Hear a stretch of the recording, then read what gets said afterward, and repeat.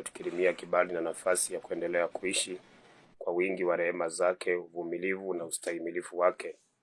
Tungali tuko hai. Tuna kila sababu za kumshukuru Mungu, kumtukuza, kumwamini, kumtumaini na pia kumtumikia, kwa maana ndiye mwenye uwezo na ndiye mwenye nguvu. Tumai ya kwamba mahala ulipo umeshinda salama.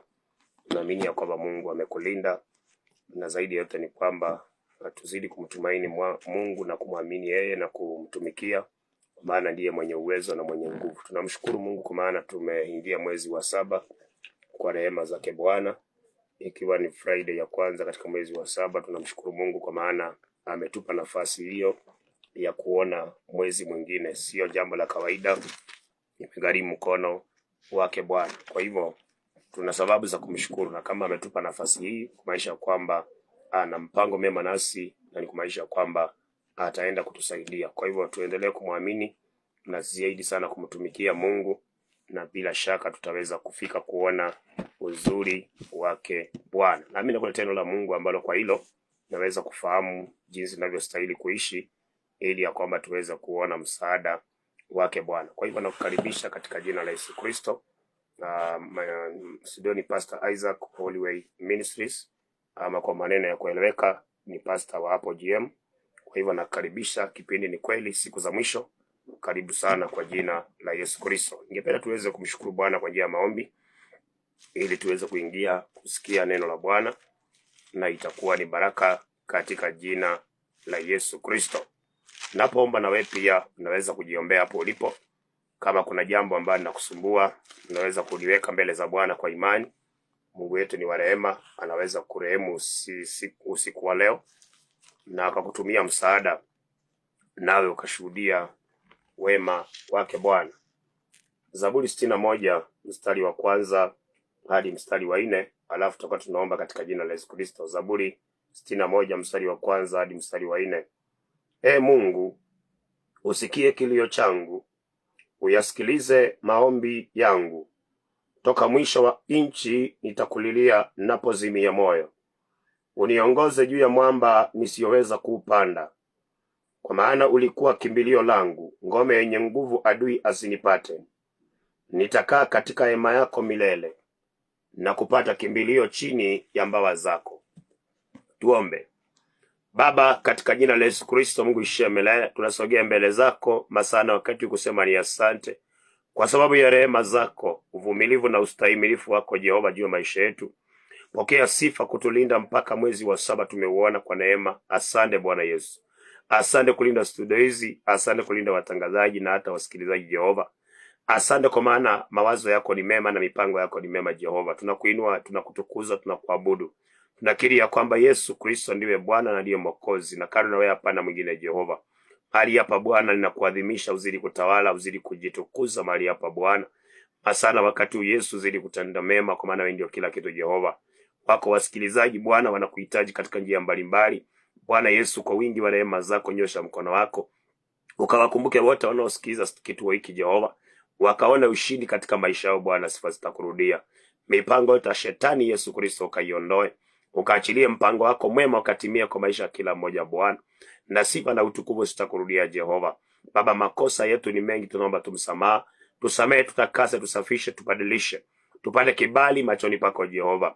Bwana Yesu, kaachilie neema juu maisha yetu Bwana, uzidi kutuongoza na kutuelekeza katika ile njia inayofaa. Ni kwa ajili ya utukufu wa jina lako Yesu Kristo. Damu yako izidi kutufunika na kunena mema tunapolisikiliza neno lako Bwana Yesu. Naomba neno lako likawe taa ya miguu yetu na mwanga wa njia zetu Baba, ili neno likabadilishe, likaokoe na likalitie mtu nguvu Baba. Ninakataa mipango ya shetani, maroho yote ya kuzuia na kupinga injili ninayakemea apate kushindwa katika jina la Yesu Kristo.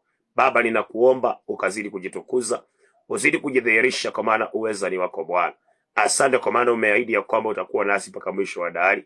Uinuliwe na utukuzwe wewe na uheshimiwe, Mungu wa Abrahamu, Isaka na Yakobo. Kama vile uishivyo, mapenzi yako pekee yatimie sasa na hata milele, katika jina la Baba, la Mwana na Roho Mtakatifu, katika jina la Yesu Kristo tunaomba na hata kuamini. Amen and amen. Hallelujah. Thank you Jesus. Na kusalimu tena msikilizaji mpendwa katika jina la Yesu Kristo. Majina yangu ni Pastor Isaac wa Holy Way Ministries. Kipindi ni kweli siku za mwisho, na karibisha kwa jina la Yesu Kristo. Nikukumbushe tena ya kwamba Mungu aliyetuvukisha mwezi akatuingiza mwezi wa 7 anatupenda sana. Mawazo anatuwazia mawazo mema, mipango ambayo Mungu anajua maisha yetu, mipango mema sana, na tunastahili kumwamini yeye na kumtumaini yeye kwa kila jambo, na pia tuendelee kumuomba Mungu na kuendelea kujilinda mbali na uovu, ili ya kwamba msaada wake Bwana uweze kuonekana ndani ya maisha yetu. Ninapokuletea neno la Mungu, na ni vizuri kusikiliza, na unapolisikiliza liweke maanani, kwa maana litakusaidia kwa jina lake Yesu Kristo. Na siku ya leo somo ni kwamba tunahitaji uvumilivu ili tuweze kuona msaada wake Bwana. Tunahitaji uvumilivu ili tuweze kuona msaada wake Bwana. Ama nitumie neno la kueleweka zaidi, tunahitaji uvumilivu ili tuweze kuona baraka za Bwana. Watu wote ambao walimuona Mungu walivumilia. Dunia imejaa changamoto, dunia ina mapito mengi, dunia ina mambo mengi sana ambayo ya kukatisha tamaa, mambo ambayo ni ya kushusha imani ya mtu, mambo ambayo ni ya kuvunja roho ya mtu. Dunia imejaa mambo ambayo ni ya kurudisha mtu nyuma. Majaribu yako dunia hii mengi sana, vikwazo viko vingi, mambo magumu yako mengi katika dunia. Lakini Mungu wetu ni mtetezi, ni mwaminifu, na anaweza yote, na pia yeye akona ahadi zake juu ya watu wote ambao wanamkimbilia yeye. Lakini ndio Mungu aweze kuonekana katika maisha yetu, inatubidi ya kwamba tuwe watu ambao ni wavumilivu. Tukikosa kuwa wavumilivu, itakuwa vigumu sana sisi kuona msaada wa Mungu. Itakuwa vigumu sana sisi kufikia kuona ushindi. Jambo la kwanza ambalo ningependa uelewe ni kwamba maisha yamejaa majaribu, na majaribu ni kawaida, lakini majaribu sio mwisho. Majaribu sio mwisho. Vumilia. Mungu wetu ni mwaminifu. Nianze na mstari ambao watu wengi wanaujua, lakini naomba tu unisikize kwa muda mchache, na itakuwa ni baraka sana. To see the help of God we need patience. Without patience you will never see the help of God. Na watu wengi sana hawananga uvumilivu. Watu wengi tuko na haraka, tunachoka haraka, tunakata tamaa haraka, tunachukua uamuzi wa haraka, tunaishi maisha ya conclusion, tunajudge mambo na mwili, tunahesabu sana siku za mateso, kiwango tunasahau hata the promises of God. Mtu wa Mungu, unahitaji uvumilivu. Kama ungependa kumuona Mungu, itakubidi uvumilie. Mzee, mama, kijana, itabidi uvumilie. Hata maombi kujibiwa ni kuvumilia. Mtu anavumilia ndio anajibiwa. Unajua historia ya Danieli, aliomba siku 31, lakini majibu ilionekana hakuna. Lakini ilichukua uvumilivu wa Danieli, akaendelea kuamini Mungu anaweza. Na hata unaona the last minute, ndani ya tundu la simba, Mungu alikuja na akamsaidia. Wakati mwingine unapoona kwamba mambo yameharibika kabisa, unaona ni kana kwamba njia zimefungana kabisa, hapo ndio Mungu anataka kujitukuza. Hapo ndio Mungu anataka kujifunua. Hapo ndio Mungu anataka kufungua njia. Lakini hapo ndio watu wengi wanakata tamaa. Hapo ndio watu wengi wanarudi nyuma, wanaacha hata wokovu. Hapo ndio watu wengi wanachukizwa, wanakwazwa, wanabeba vikwazo, wanaacha njia. Wengine wanabeba hasira, wanaenda wanafanya mambo yasiyofaa. Kumbe hapo ambapo unakuta kumeharibika sana, unahitaji tu uendelee kuvumilia ili ukaona msaada wa Mungu. Nisome hii kwanza, Wakorintho wa kwanza 10. 1 Corinthians 10 verse number 13. Anasema, jaribu halikuwapata ninyi isipokuwa lile lililo kawaida ya wanadamu, ila Mungu ni mwaminifu, ambaye hata waacha mjaribiwe kupita muwezavyo, lakini pamoja na lile jaribu atafanya na mlango wa kutokea, ili muweze kustahimili. Maandiko anasema jaribu ni kawaida ya mwanadamu. Jaribu ni kawaida ya maisha. Ni kawaida mpendwa. Lakini maandiko yanasema Mungu ni mwaminifu. Hawezi kubali upitie mambo ambayo hutaweza. Ni mwaminifu. Hawezi kuacha ujaribiwe kuliko uweza wako. Na ndio maana unakuta maisha yetu haifanani. Mahitaji tulionao hayafanani. Shida tulizonazo hazifanani. Kwa maana Mungu anajua huyu anaweza hii, huyu anaweza hii. Na hiyo yote inakuanga pale ni kwa ajili ya kutengeneza utukufu. Niunganishe na maneno haya. Mtu wa Mungu, unahitaji kuvumilia. Unahitaji kuvumilia. Haya yote, majaribu haya yote na zile matatizo zote zinakutukutanga, ule uzito na ugumu wote ambao wanatukuta ndani ya maisha, unakuanga pale kutengeneza kitu kinaitwa glory. The temptations around us, the problems and the pain around us, they are always there to create a glory. Lakini the glory cannot come when we are not patient. Utukufu utafika kwetu kama tutakuwa wavumilivu. Tutavumilia na tutaelewa kwamba kuna ile timeline of God. Isaiah 55 verse number 8. Mawazo ya Mungu na yetu haifanani. Mipango yake na mipango yetu haifanani. Hata masaa ya Mungu na yetu haifanani. Sisi tumepewa masaa ya Gregory 24 hours. Lakini Yesu alipoongea kitabu cha Luka 12 alisema, Yohana 12 alisema kuna masaa 12 katika siku na masaa 12 ya usiku. Lakini sisi tumepewa ya 24 hours. Siku inaanza saa 6. Kwa hiyo masaa yetu pia na ya Mungu haifanani. Kwa hiyo lazima uwe mvumilivu. Romans 8 verse number 18. Romans 8 verse number 18. Kwa maana na yahesabu mateso ya wakati huu wa sasa kuwa si kitu kama utukufu ule utakaofunuliwa kwetu. Kumbe yale mambo tunapitianga yanakuanga yanaandaa utukufu. Lakini utukufu kumbe unakuanga umefichwa ndani ya majaribu. Ule utukufu unakuanga umefichwa ndani ya kudhiakiwa, ndani ya kuteswa, ya kudhulumiwa bila sababu, kuinukiwa bila sababu, kusingiziwa mambo hujafanya. Na unakuta si mara moja, umesingiziwa kama mara 3 hivi. Kumbe hapo ndani ya kusingiziwa kuna kuanga na the glory of God imefichwa hapo ndani, ambayo inataka ifunuliwe. Lakini haiwezi kufunuliwa kama tutakosa uvumilivu. Haiwezi. Utukufu utafunuliwa wakati ambapo tutakuwa uvumilivu. Na ndio uwe mvumilivu, lazima uelewa kwamba ni kawaida ya mwanadamu kujaribiwa.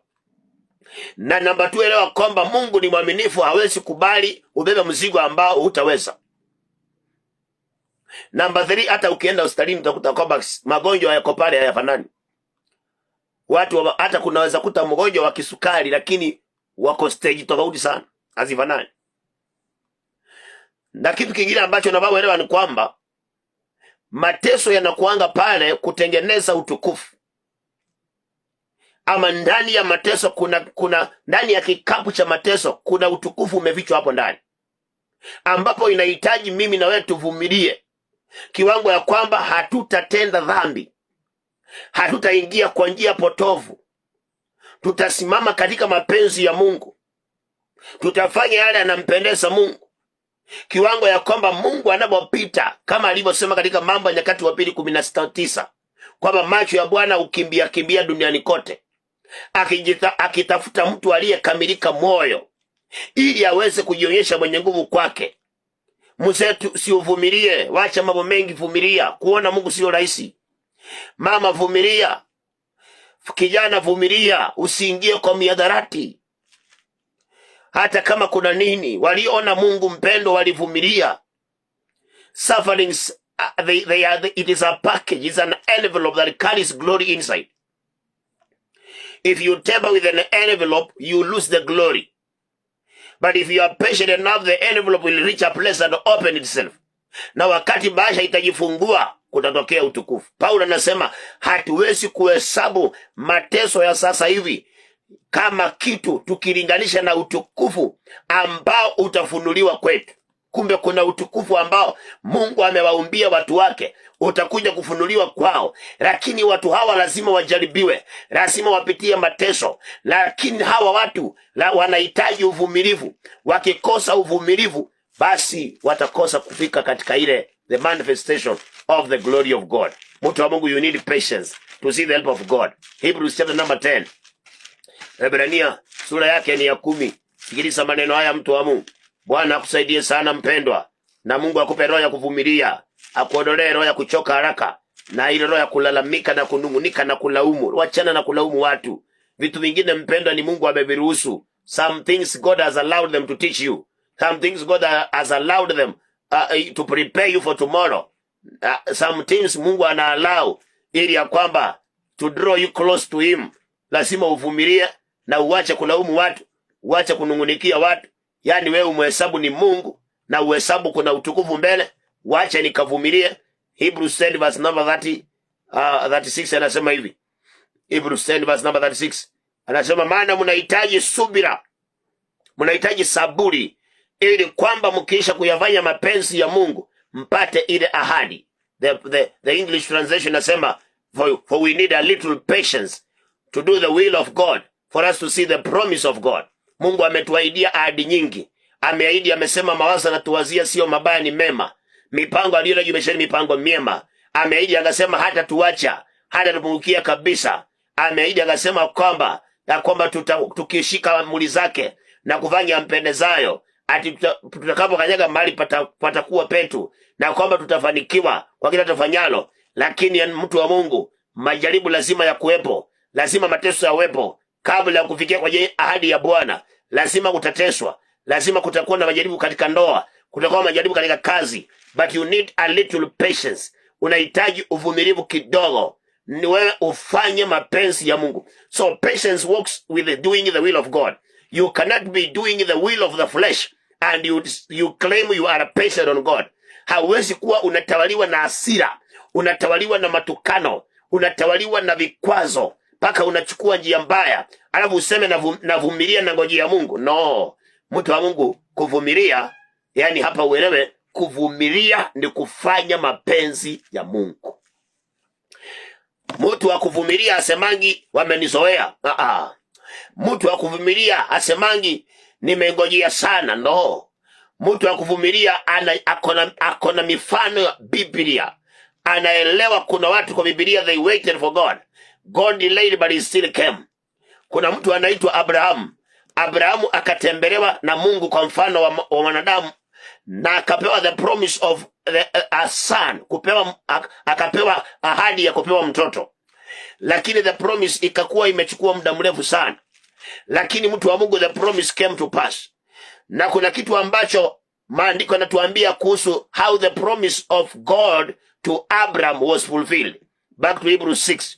Hebrews 6 verse number, Waebrania 6 mstari wake. Bwana Yesu atusaidie sana. Mtu wa Mungu, usikose kuwa mvumilivu. Itakubidi uwe mvumilivu ili ya kwamba ufikie kuona ahadi yake Bwana. Hebrews 10 verse number 16. Verse number 13. Hebrews 10 verse 13. Not Hebrews 10. Hebrews 6. Sorry, Hebrews 6. Waebrania 6:13. Hebrews 6 verse 13.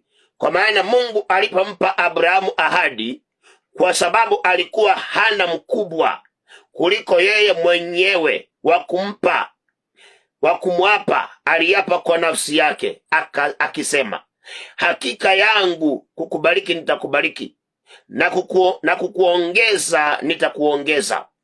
Na hivyo kwa kuvumilia akaipata ile ahadi. Verse number 15, the best verse. Kwa hiyo kwa kuvumilia akaipata ile ahadi. Through patience he possessed the promise. Akapewa ahadi. Wengi tunasema sisi ni uzao wa Ibrahimu. Mungu uliambia Abrahamu utambariki, baba na mimi unibariki. Utanimwambia Abrahamu utakuwa adui wa adui zake. Mungu mimi ni uzao wa Ibrahimu. But do you have the character of patience that Abraham had? Maria sema God even gave us a vow. No, akapeana inaitwa an oath. Akapeana kiapo, lakini akakuwa amepeana kiapo kwa nafsi yake mwenyewe. Akaapa kwa nafsi yake mwenyewe. Yani hii lazima itatendeka. Lakini hiyo ahadi ilionekana ni kama mpendo haitatendeka. Ilionekana ni kama haitafanyika. But maandiko yanatuambia ilibidi Abrahamu avumilie. Uvumilivu ukamsongeza mpaka akarithi ahadi. Mtu wa Mungu, huwezi kumuona Mungu bila kuvumilia. Lazima utatendewa mabaya, but if you are a purpose to see God, you must be patient. Lazima mambo yatakuwa opposite your wish. Unaweza kuomba sana na mambo yakakuwa mabaya sana. Usisahau Danieli akaomba 31 days, every day 3 times in a day, but the things became worse. Even on the 31st day, he was thrown in the pit of the lions den. Lakini the Lord came through. Katika tundu la simba, Mungu alishuka hapo na akamtoa Danieli na utukufu. Wakati unaomba na mambo yana kinyume, ukikumbuka Danieli, you will receive the spirit of patience. You will never complain. You will never ask God questions. You will never compare yourself with others. Hautakuwa gloomy, uonekane unatembea na huzuni mingi. No, hapo ndio utabeba furaha ya Yesu ndani yako, ukijua kumbe yanaweza chelewa, lakini ndani ya tundu la simba Mungu hataniacha nikuliwe. Kwanza nitatoka na utukufu. Kwa hivyo unaendelea kuvumilia, na unapovumilia unashika mapenzi ya Mungu. You cannot excuse yourself na ufikiria kwamba patience will bring fruits.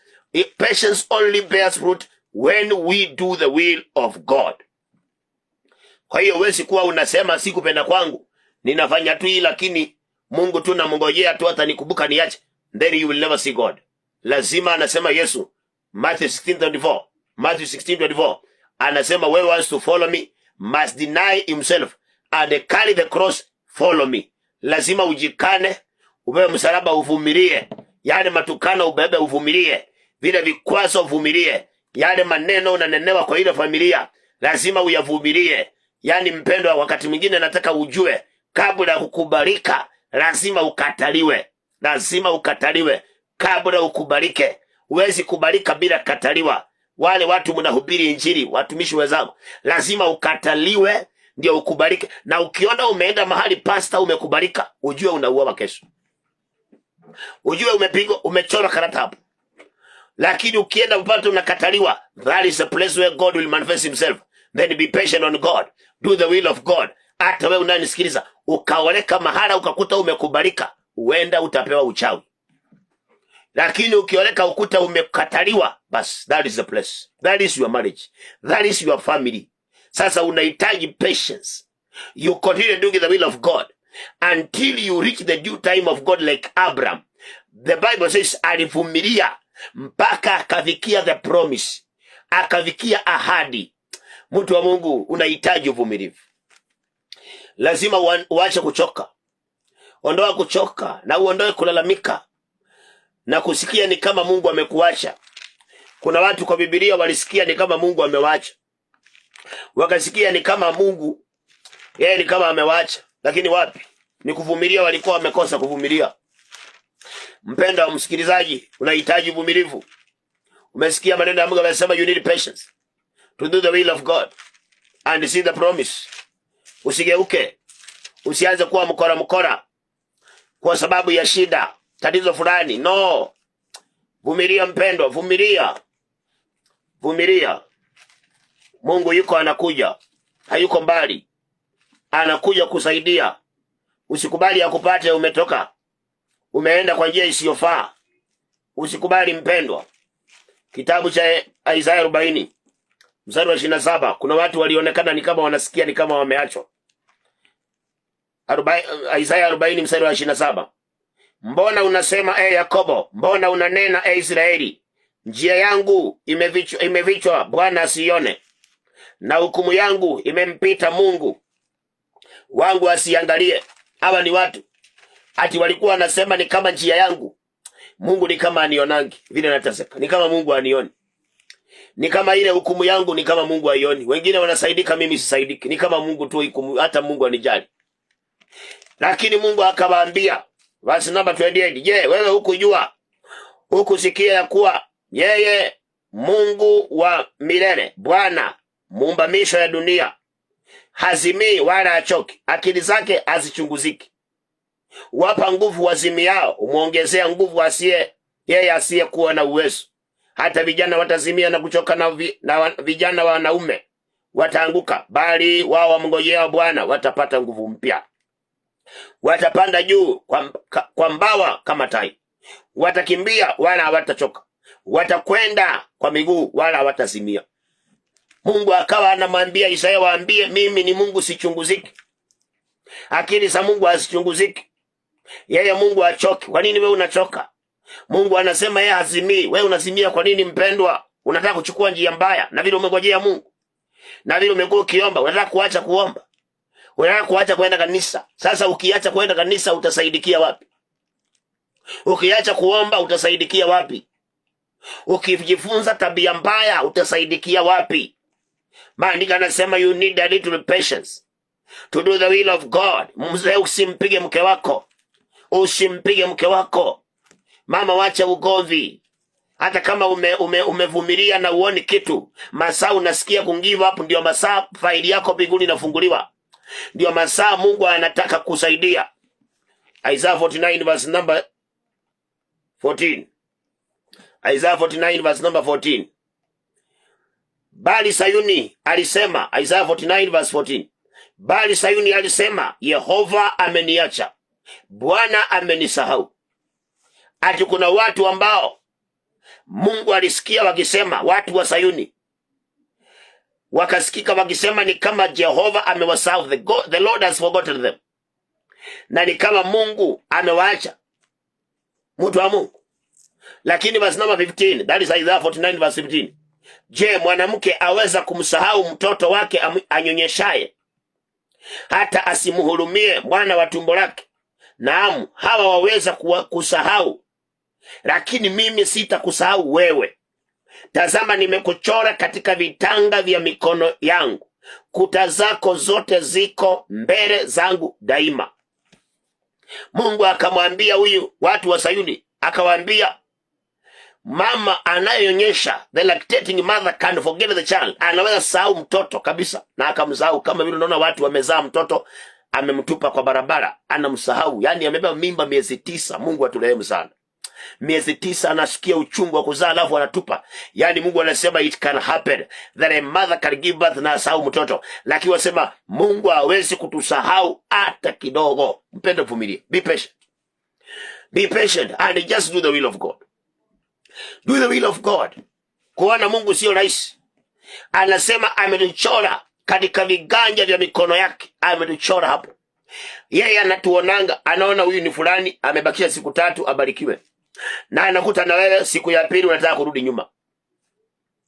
Anakuta siku ya pili wana wa Israeli, Mungu akawaambia, ukisoma Jeremiah 42 and 43, Mungu akaambia Yeremia waambie watulie, tell them to rest, watulie.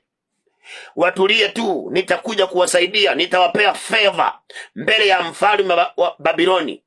Lakini wao walisikia wamechoka, mpaka wakakataa maneno ya Yeremia. Wakamwambia Yeremia, sisi hatukujui. Wewe ni kama umetumwa na Baruku ukuje kutudanganya tuangamizwe. Wakaamua kwenda kwa ile njia ya Misri. Mtu wa Mungu, be patient on God. To see God you must be patient. Lazima uelewe ya kwamba kuna kuangana due time of God. Peter anasema humble under the mighty hand of God. He will exalt you at his due time. Atatuinua kwa wakati wake. Wakati unaona mambo hayajafanyika, the things you have been praying for, they have not come to pass, you must understand ya kwamba the due time of God has not yet come. Masaa ya Mungu haijafika. Kwa hivyo wacha niendelee kusonga. Paulo anasema ni sijafika, lakini I am pressing on toward the mark. Nachuchumilia yaliyo mbele. Najitia nguvu nichuchumilia yaliyo mbele. Na wewe unastahili ya kwamba unajitia nguvu, unachuchumilia yaliyo mbele. Unasema ya kwamba siwezi rudi kwa dhambi, siwezi rudi kwa njia mbaya, sitaenda mipango ya kando. Hata kama mke wangu amekuwa kisirani, nitaendelea kuamini Mungu anaweza, nitaendelea kumngojea Mungu. Hata kama mume wangu amekuwa haeleweki, sitachukua hatua mbaya, nitaendelea kuomba Mungu, nitaendelea kuamini, nitaendelea kuvumilia. Na usisahau ya kwamba mpendo, God is a gracious God. He is a merciful God. He cannot see you innocent na kuachilie. When he sees an innocent person, he must calm down. Wakati umesimama in uprightness, umesema hata kama nimengojea sana, nimevumilia sana, but I still continue to wait upon God, nitaendelea kuvumilia. Mungu anapokuona you are still upright, lazima atakuja kusaidia. He will come and help you. Kwa maana maandiko yanasema God is compassionate. Our God is a compassionate God. Hawezi kukuona ukiwa mahara unahangaika na umeamua kuvumilia na kuachilia. He can never. Ni vile Mungu anasomanga roho zetu, anakuta kwamba we are double minded. Kidogo tu umekuwa double minded, umeanza kufikiria ama nikawache mzee nikawaleke mahali fulani, ama nikawache mwanamke nikaange tu uko msituni nisimkuje kumuona. Mungu anapoona hivyo, sasa unakuta kwamba anangojea aone ya kwamba you have made up your mind to wait upon God. Mtu wa Mungu, mwezi ni wa 7, we are the 7th month of the year. I came to tell you kwamba mpendwa, to see the help of God you need patience. Unahitaji kuvumilia, kwa maana watu waliomwona Mungu walipitia. Unasikia hawa watu wa Sayuni walikuwa wameanza kusikia ni kama Mungu ametusahau. Walikuwa wameanza kusikia ni kama Mungu ametuacha. Lakini majibu ya Mungu yanasema kwamba Mungu anawaambia, kwanza nimewachora katika kiganja cha mkono wangu. I have written your name at the palm of my hand. Kumaanisha kwamba hamwezi kusaulika. Kwa hivyo ikamaanisha kwamba wavumilie. Wavumilie. Nirudi nyuma kidogo nikuonyesha maneno mengine hapa mpendo. Ama wacha hayo nitamalizia nayo baadaye. Wacha nisoge kitabu cha Yakobo. Sikiliza mpendo msikilizaji. Unahitaji uvumilivu. Kabla nisome kitabu cha Yakobo, kuna kitu Paulo amesema kwa Wakorintho. I want to add on this. 2 Corinthians chapter number 4. 2 Corinthians chapter number 4. Mtu wa Mungu, you need patience. 2 Corinthians chapter number 4 verse number 16. Anasema ya kwamba kwa hiyo hatulegei, bali ijapokuwa utu wetu wa nje unachakaa, lakini utu wetu wa ndani unafanywa upya siku baada ya siku. Maana dhiki yetu nyepesi iliyo ya muda mfupi tu, that is the main word, iliyo ya muda mfupi tu, yatuandalia utukufu wa milele uzidio kuwa mwingi sana. A little affliction, it is preparing for a big weight of glory. Kwa hiyo lazima uelewe ya kwamba majaribu, shida, matatizo hayatakuwa pale milele. Yako pale kwa muda mfupi, lakini yanatengeneza utukufu wa milele. So when you understand that the problems I'm going through, they are not there permanent, they are there for a short period of time. Now tukisema short period of time, don't use the calendar, because one day to God is like 1,000 years, and 1,000 years is one day. Kwa hivyo unaposema dhiki ni ya muda mfupi, usitumie kalenda yako, itakupoteza. Wewe amini ya kwamba dhiki ni ya muda mfupi, na ndio uweze kushinda. Anakuambia the second thing kwa kwamba utukufu unaotengenezwa utakuwa ni utukufu wa milele. Kwa hiyo unakumbuka, Mungu akinifungua itakuwa ni forever. Kama vile alisaidia Danieli, ilikuwa ni forever. Wakati alitoa kina Shadraka kwa ile moto, hawakuwaiteseka. Yani unajua kwamba wakati nitasaidika itakuwa ni milele. Unaendelea kuvumilia, unasonga na kuvumilia, unaendelea kufanya mapenzi ya Mungu, unajikaza, unajizuia, unaendelea kumuomba Mungu, ukijua kwamba sio mambo haya si ya muda mrefu, hayatakuwa ya milele, ni ya muda mchache, ni ya muda fulani, na kwa hivyo yanatengeneza a big weight of glory ahead. So why can I give up when God is preparing me a big glory ahead of me? Kwa nini nikate tamaa? Kwa nini nichoke? Galatians 6 verse number 9 inasema tusichoke kutenda mema, tusichoke kutenda mema, kwa maana kwa wakati tutakuja kuvuna kama tutazimia moyo. Mtu wa Mungu, usichoke, vumilia. Usichoke uingie kwa ulevi, vumilia. Usichoke uende mipango ya kando, vumilia. Mtu wa Mungu, kuona Mungu ni kuvumilia. Usichoke ukaache kanisa, vumilia. Kama kanisa unaloenda kumekuwa na tatizo, pray to God, ask God to take you to another church. Usiache kanisa ukae nyumbani. It is a very dangerous thing, Mukristo, a Christian, to step out of the church na akae nyumbani. It is so dangerous. Hata kama kanisani unasikia pale kanisani kumekuwa kugumu, omba Mungu akuongoze kwenye kanisa lingine, that you continue being in service, in fellowship.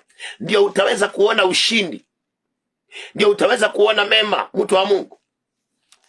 Wakati mwingine utakataliwa na watu walio karibu nawe, so that God can teach you to depend on him direct. Unaweza kuta hata pastor akushughuliki na wewe, kumbe pastor sio mbaya. It is God teaching you to depend on him direct. Ukute kuna watu wakiambia pastor shida zao, pastor anashughulika.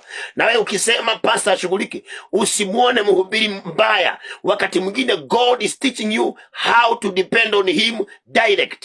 Mungu atusaidie sana. Mungu atusaidie sana, mtu wa Mungu. Wakati mwingine Mungu kama amekumba kuwa kiongozi, lazima utakuwekwa mahali ni kama umesaulika. Naomba unisikilize kwa hilo, wale mnaenda kanisani. If God has created you to become a leader, you will be your life in the church, it will be like you have been isolated. Itaonekana ni kama ujulikani, hautambulikani, because God is preparing you, is sharpening you. Anataka ujue kumtegemea, ili atakapokuweka mahala hautakuwa ukilialia ovyo ovyo. Utakuwa kama Daudi. Daudi akitoka msituni amekuwa trained. Akifika kwa Goliathi watu wanakimbia Goliathi, lakini Daudi akimbii Goliathi. Daudi anamuendea macho kwa macho na anaongea naye kiushujaa. Anamwambia, leo Mungu atakuweka mikononi mwangu na nitakugawia wanyama wa angani. Na Goliathi akiangalia anaona huyu mtu akamdharau. Kumbe asielewe this young man has been trained by God. Mtu wa Mungu, vitu vingine tunapitia because God is sharpening us for tomorrow's leadership, kwa sababu ya uongozi wa kesho. Na wewe unachoka, unazimia, unachukua hatua mbaya, unaamua kuwa mtu wa vita, unakuwa mtu wa matukano, then how will you achieve the destiny that God has created for you? Itakuwa impossible. Mtu wa Mungu, the affliction, mateso, dhiki ni nyepesi. Ukiangalia watu wa Biblia, the Bible characters, na sisi watu wa Biblia walipitia magumu, mpendo. Hata yetu ni kidogo. Ndio maana Paul anasema ni dhiki iliyo nyepesi, tena ni ya muda mfupi, alafu inatengeneza utukufu uliozidi mpaka wa milele. Mpaka wa milele. Mtu wa Mungu, vumilia. Kama ulikuwa umeamua kufanya mabaya, wacha. Ulikuwa umeamua kwenda vita, wacha. Ulikuwa umeamua kwenda ugomvi, shusha roho yako, shusha moyo wako, mpendwa. Rudi kama Daudi vile alirudi. Abigaili alimkuta Daudi amekasirika, akamuongelesha Daudi, akarushusha hasira, akaenda. Na mimi nimekukuta kwa station hii ya Ruben FM. Mtu wa Mungu, shusha hasira. Rudi nyumbani, shusha hasira yako. Rudi kwa ndoa yako, shusha hasira. Rudi kwa tabia yako nzuri, tulia, kuwa mpole, vumilia. Utukufu ulio mbele. Mti unaopiga mawe ni mti uko na matunda. Huwezi kuta watoto wanapiga cypress mawe, wataipiga mawe iwape nini? Lakini mapera, utakuta mpera umepigwa mawe kwa sababu wameona kuna mapera juu. Mtu wa Mungu, mawe yakipigwa unajua kuna mapera yako juu. Sasa ni wewe uvumilie. Ni wewe uvumilie, mpendwa. Na kuna kitu Yakobo amesema hapa. Ninapoendelea na wind up somo ile siku ya leo, naamini ya kwamba mtu aliyeandikiwa kusikia amesikia. Kitabu cha Yakobo 5, James chapter number 5 verse number 7. James 5 verse 7 nasema, kwa hiyo ndugu zangu, vumilieni hata kuja kwake Bwana. Tazama, mkulima hungojea mazao ya nchi yaliyo ya dhamani, huvumilia kwa ajili yake hata atakapopata mvua ya kwanza na ya mwisho. Nanyi vumilieni, mudhibitishe mioyo yenu, kwa maana kuja kwake Bwana kuna karibia. That is James chapter 5 verse number 7. Maandiko yanasema tuvumilie kama mkulima. We be patient like a farmer. Anavumilianga mazao. Hawezi kula mbegu. Anavumilia, hata anaweza koroga uji ya kunywe, lakini mbegu asiipeleke tingatinga isiage wa kula ugali. Na anavumilia, lakini baadaye mvua ya kwanza ya pili, mavuno yanapotokea, mpendwa, huyu mtu anakula ugali mpaka anagawia ng'ombe. Usivumilie, mpendwa. Baraka iliyo mbele ni kubwa. Wacha njia mbaya. Waachana na watu wanakushauri. Wale watu wanakushauri ukishaharibia maisha yako, wale wanakushauri, they will never help you. They will never. They will mock you. Usikubali na watu. Vumilia. Muombe Mungu. Fanya mapenzi ya Mungu. God is always, his eyes are upon the righteous people, the innocent people, the upright people.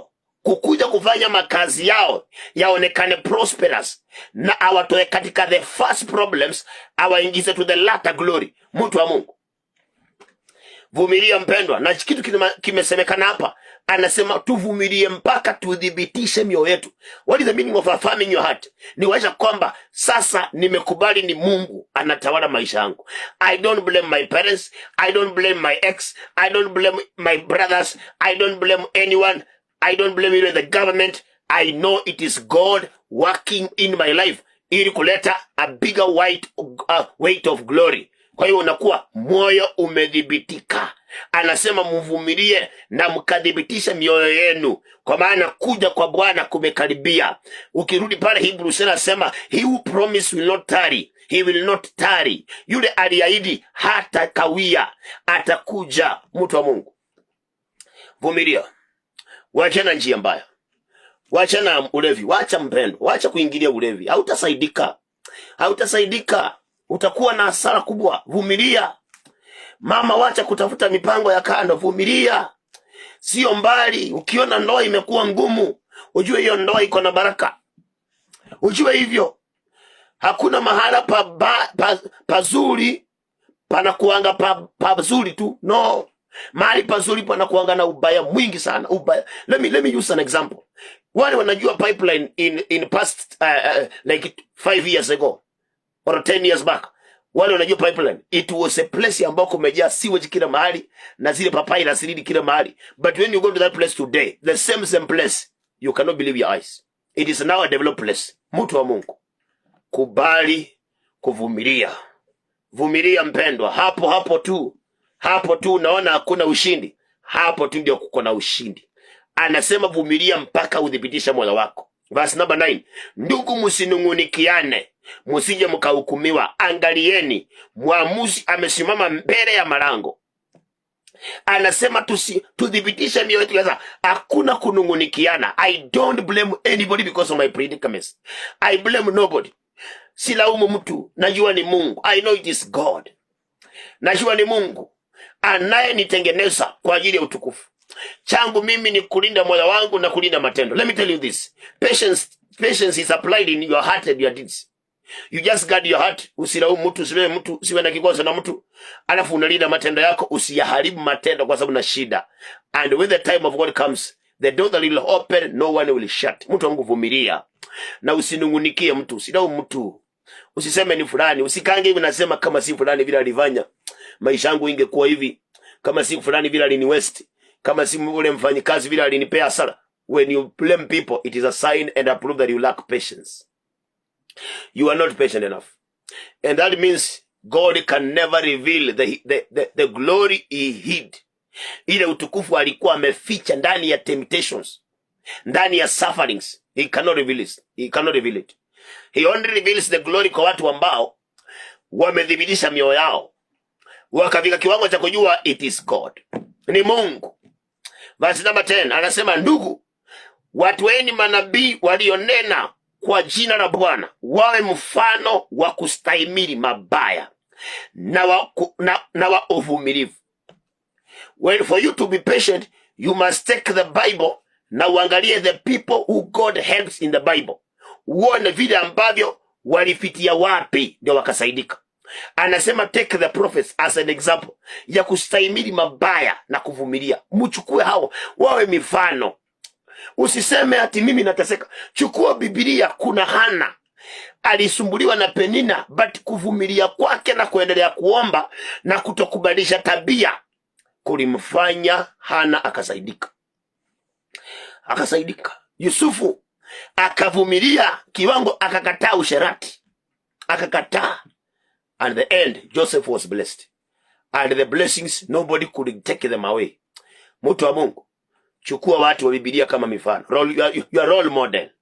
Look at them. Maandiko yanakwambia look at how they endured hardship. Look at how they were patient. Verse number 11. Angalieni twawaita heri wao waliostahimili. Ati those who were endured, they are the people ambao tunasemaga they are blessed. Ndio nataka tuone baraka za Daudi, lakini nataka tupitie barabara ya Daudi. Tunataka tuone baraka za Yusufu, nataka tupitie barabara ya Yusufu. Tunataka ukuta wa Jeriko uanguke, na hatujui walizunguka siku 7. Wewe wataka tu uanguke tu hivyo hivyo. Hautaki utembee na Mungu na uonekane mjinga. Look at those people surrounding the wall of Jericho. They were looking like mad people, foolish people. Wewe unasema wameniona mbaya, wameniita aje, wamenionaje, wananiangaliaje? Mtu wa Mungu, walizunguka ukuta wa Jericho, wakaonekana wajinga sana hawa, wakaonekana wapumbavu kama, lakini the 7th day when they made a loud a shout, the wall broke. The wall fell down. Na watu wa Jericho wakamalizwa hivyo hivyo. Na wana wa Israeli they passed. Mtu wa Mungu, lazima uchukue mifano ya watu wa Biblia uangalie. Uone vile ambavyo wao walipitia mambo mazito, mambo magumu, lakini pamoja na hiyo maandiko yanasema we are calling them blessed. Wale walistahimili. Unajua wana wa Israeli jangwani walishindwa kustahimili, walikosa kuvumilia, wakafika mahali wakadharau Musa, wakadoubt ahadi ya Mungu, na mpaka ikabidi sasa warudi kwa shida. When you lack patience, you will always take a way that you seemeth right to you, but at the end you will find yourself in a bigger problem kuliko ile ulikuwa nayo. Vumilianga mpendwa, usije ukachukua njia ukafikiria ni nzuri na ukajikuta ndio shida ndio mbaya. Ukajikuta hata afadhali ule mzee wa kwanza, huyu mwingine ndiye amekuwa wasi. Afadhali ule mke wa kwanza ungevumiliana, huyu mwasa ndio amekuwa hatari. Hii ndio imekuwa tatizo. Mtu wa Mungu, whenever you lack patience, you will live a life of regret, na ujue kurudi nyuma inakuwa ngumu sana. Mpende, vumilia. Vumilia.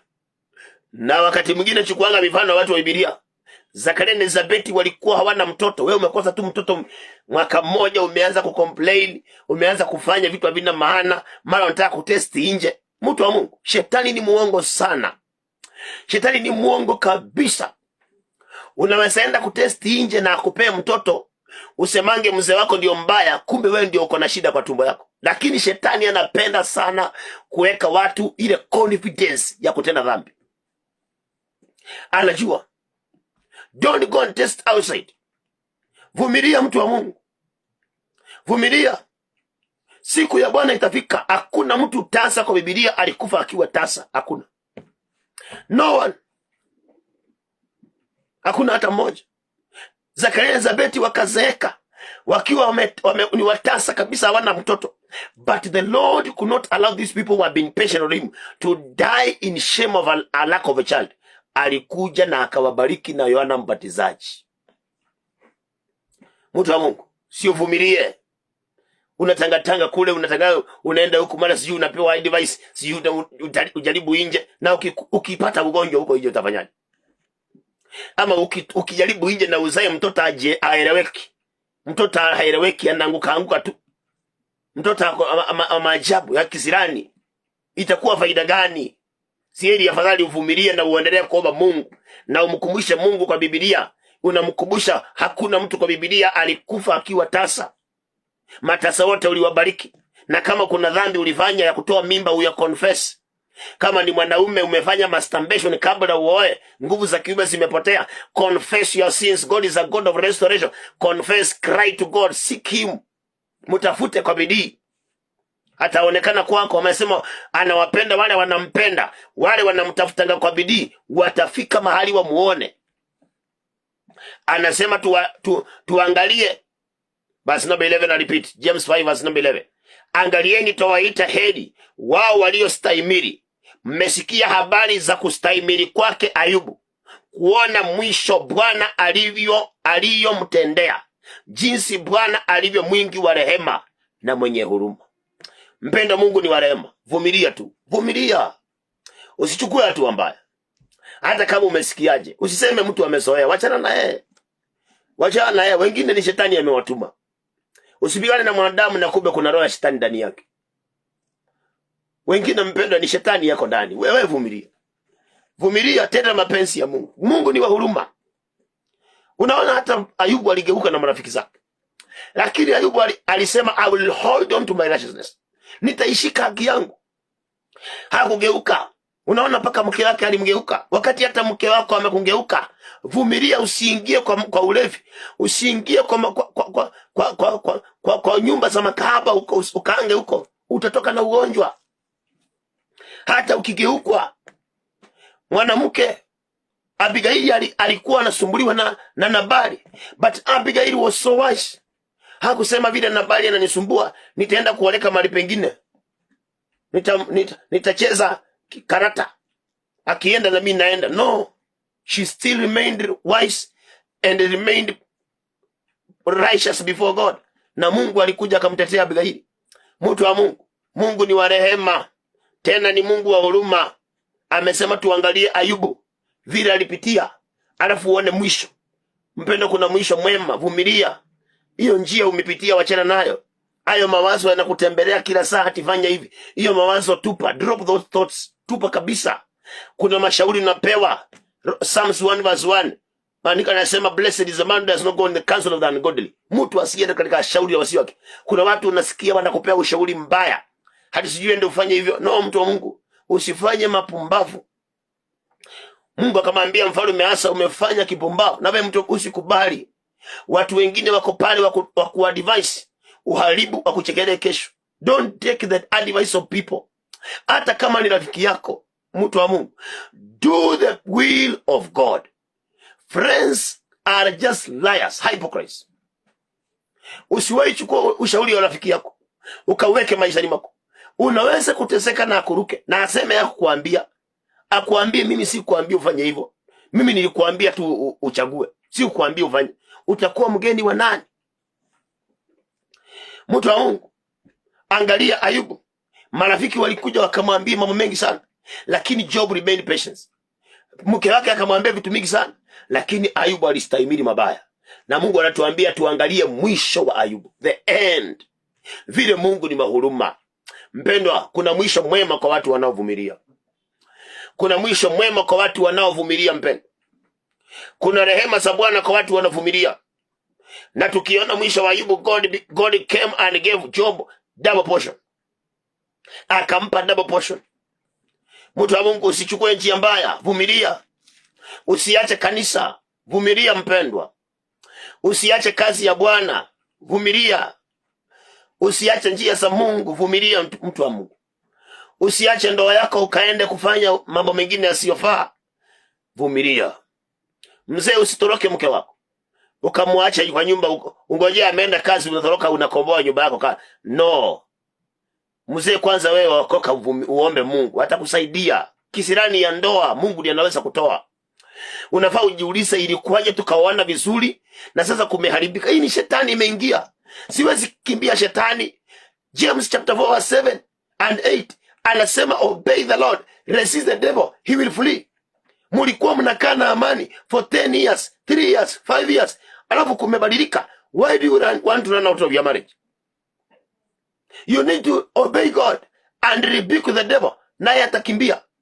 Sasa wengine badala shetani mkimbize, wewe unakimbia nyumba yako, unakaa kivyako. Shata unaachia shetani ndoa yako. Mtu wa Mungu, kwa nini unataka kuishi maisha ya aibu? Ingekuwa heri uvumilie, ufanye mapenzi ya Mungu, umuite Mungu. Na Mungu na yeye sio kiziwi, na tena sio kipofu. Daudi anasema aliyeumba macho anaonanga. Yule aliweka sikio anakuaga na masikio, na ndio maana alituwekea masikio. Sasa yeye usikia na anaona na anaweza kutoa sauti. Our God can speak. Maana anasema when he speaks even mountains break. Milima uvunjika akiongea. Na nini, kwa nini mpendwa unataka kuchukua njia mbaya? Kwa nini unataka kuchoka ufanye njia kitu akivai? Wengine wanasikia ati kujiua ndio solution. Mtu wa Mungu, committing suicide is not the solution. Whoever commits suicide will go to hell. Wakati unasikia umefika kiwango kama hicho, ukajua shetani ameelewa baraka imekaribia, na ndio maana amekusukumia hiyo roho ya kujiua. Haustahili kujiua mpendwa. Seek for somebody, a spiritual person, explain to him, let him pray with you. Utakuta Mungu ameburudisha roho yako. Some people ni kwamba we don't want to look for a preacher ambaye tunaweza unveil mambo yetu akatuombea. Unakuta you are dying alone, unabeba tu mambo moyoni mwako, unatembea na mzigo. Mtu wa Mungu, wakati mwingine mpendwa, tafuta mhubiri ambaye amesimama katika kweli, mueleze, wacha kufundisha neno la Mungu, aombe na wewe roho yako ikarudi katika hali ya usawa. Ungojee Mungu wako, maana hatimaye atakuja. Ayubu anasema hatimaye Mungu atasimama. Atasimama. Niende pale kitabu cha Isaya nimalize nikuache utafakari. Mungu akusaidie sana mpendwa kuvumilia. Kuona Mungu mpenda ni kuvumilia. To see God, you must be patient. Ukikosa uvumilivu, huwezi muona Mungu. Huwezi, itakuwa ngumu sana. Isaiah 30 verse number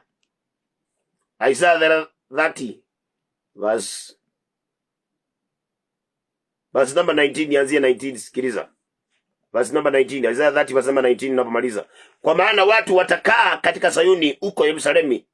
Wewe hutalia tena, hakika yake atakuonea rehema nyingi. Kwa sauti ya kilio chako, asikiapo ndipo atakapokujibu. Mungu akamwambia Isaya awaambie watu wa Sayuni, watu waliokaa Yerusalemu katika mji wa Sayuni, awaambia kwamba kuna mahali anasema wewe hutalia tena, hutalia tena. Maisha ni kitu kinakuja mbele. Kwa hivyo mahali wanapewa ahadi hii ni mahali walikuwa wanalia, but God was trying to show them what he has planned, kwamba hawatakuja kulia tena. Na akasema ya kwamba Mungu atakuja kuwapea rehema nyingi. Kwa ile sauti ya kilio chao atasikia na atawajibu. Usiache kuomba Mungu mpendo. Usiache kumlilia Mungu. Badala ya kuchukua njia mbaya, ungemlilia Mungu tu. Machozi usongeza Mungu haraka sana wakati umesimama katika njia. Badala ya kuwaza mawazo machafu, ungelilia Mungu tu. Anasema atakuonea rehema nyingi kwa kadiri ya kilio chako. Na unapolia hapo ndipo atakapo kujibu. Vumilia mpendwa. Mtu anavumilia ni mtu anaendelea kuita Mungu. Anaendelea kulilia Mungu. Anaendelea kuisikizisha sauti yake mbinguni. Huyo ni mtu anavumilia. Huwezi kusema navumilia na umeacha kuomba. When you stop praying, it means you don't have patience. A patient person must continue praying. He must continue talking to God. Na ndio maana Hana hakusema nimeomba sana akaacha kuomba. Kwanza ndio alirudi Shilo akaanza kuomba. Hii ni ishara huyu mtu ni mvumilivu. Wakati ambapo mtu wetu, nimepeana mfano wa Zakaria. Zakaria amezeeka hana mtoto. Hakusema sasa mimi mali nimevika, hata siwezi enda kanisani tena. Wakati kulikuwa na Pasaka na akachaguliwa yeye, aliingia in the Holy of Holies. Akaenda kufanyia watu atonement. Na katika hiyo hali ndio Mungu alimsaidia. Never stop serving God because you are passing through problems. Because God will never help you outside serving him. He will help you in the presence of serving him. Katika ile hali ya kumtumikia, Zakaria alipokuwa ameingia katika ile Holy of Holies, ameenda kutoa dhabihu kwa ajili ya watu wale wamebaki nje. Hapo ndio malaika alimtokea na akampa baraka.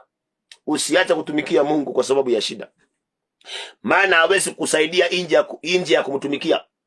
God will help us inside serving him. Ndani ya kumtumikia, sio nje ya kumtumikia, ndani ya kumtumikia. Hapo ndio Mungu anatusaidia. Ndio maana anasema katika kule kulia kwenu ndipo atakaposikia na atakapotujibu. Na atatuonea rehema nyingi kiasi ya kwamba tutakaa mahali ambapo kilio kimeondolewa. Mpendo, si uvumilie. Mungu ataondoa kilio. Wacha kuchukua njia mbaya. Wacha kuchukua uamuzi mbaya. Wacha kuenda katika njia isiyofaa. Vumilia.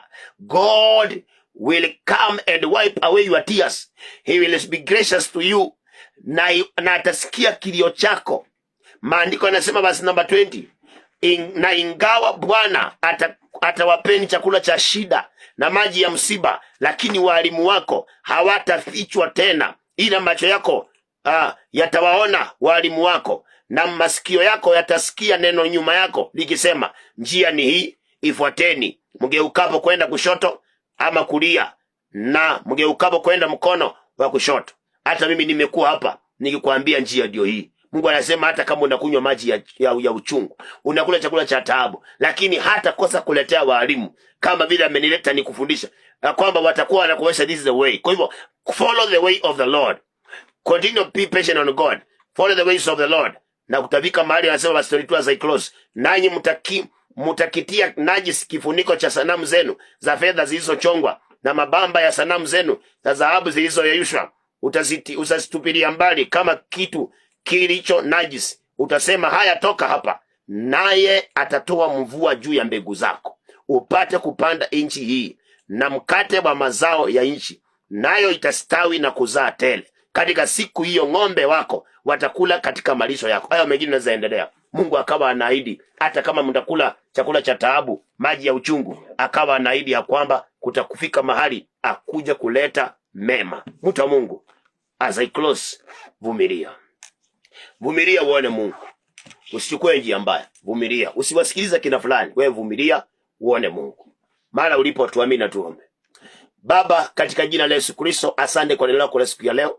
Asante kwa wale umekusudia wakasikiliza. Nimenena kama mwanadamu, Jehova, neno lako litie nguvu wewe na ulipambanue ndani ya wasikilizaji. Walielewa kuliko vile nimeongea Bwana. Kiwango cha wao kupokea roho ya uvumilivu. Baba, tazama wengi tunachoka haraka. Wengi tunageuzwa na wanadamu. Tunageuzwa na mazingira kwa urahisi. Baba, tusaidie. Tupe moyo mkuu. Tupe roho ya kuvumilia. Ondoa ile roho ya kuchoka. Roho ya ile Bwana pupa na tamaa mbaya tuondolee Bwana. Malalamishi na kulaumu watu tuondolee. Tupe roho ya kuvumilia na utufungue macho that you can see the glory that you have bestowed upon ahead of us. Katika jina la Yesu. Asante Bwana, tawala studio hizi, tawala watangazaji, linda wasikilizaji wote Jehova. Wacha baraka zako zikaonekane na utukufu ukaonekane. Usiku wa baraka na amani, mikasa, mikosi, ndoto mbaya Yesu ondoa. Baba, magonjwa yametawala nyumba za watu, infection Jehova. Watoto wamegonjeka Baba, tunatangaza uponyaji. Watu wanaogonjeka masana wakati unatangaza uponyaji. Kila roho ya magonjwa na kemei ipate kushindwa katika jina la Yesu Kristo. Baba yangu, damu yako itufunike na ikanene mema. Mungu wa Ibrahimu, Isaka na Yakobo, kama vile uishivyo, mapenzi yako pekee yatimie sasa na hata milele. Katika jina la Baba, la Mwana na Roho Mtakatifu, katika jina la Yesu Kristo tunaomba na hata kuamini. Amen and amen. Mungu amani akubariki sana msikilizaji mpendwa na kutenda mema. Majina yangu ni Pastor Isaac wa Holy Way Ministries. Namba yangu ya simu ni 0713 10 66 42. 0713 10 66 42 au 01 17 12 64 84. 01 17 12 64 84. Kwa mtandao wa kijamii Holy Way Kenya. Hadi wiki ijayo, Mungu amani akupe amani. Amen.